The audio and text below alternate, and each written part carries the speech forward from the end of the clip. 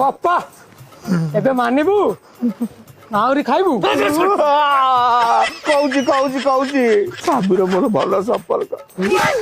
ସେଦିନ ରାତି ଅଧିଆ ସ୍ୱାମୀ ଘରେ ପଶିଗଲି, ଦେଖିଲି ତା ଘରେ ତା ପାଖରେ ଶୋଇ ନଥିଲା।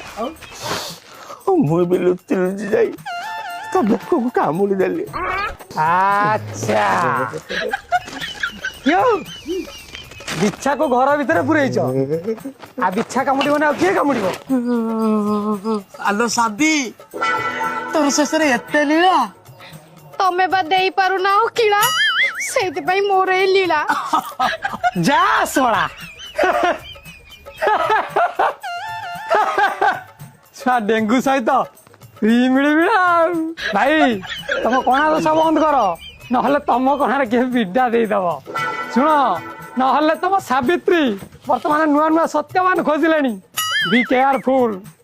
ଆଉ ମଧୁମାଳତୀ, ଆମେ ତ ସିବିଆଇ ଲୋକ, ଆମର ତ କେସଟା ସମାଧାନ ହେଇଗଲା।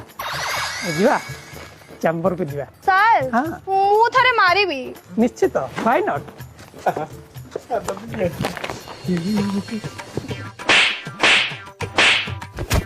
ସାର୍ ଚାଲନ୍ତୁ ଯିବା।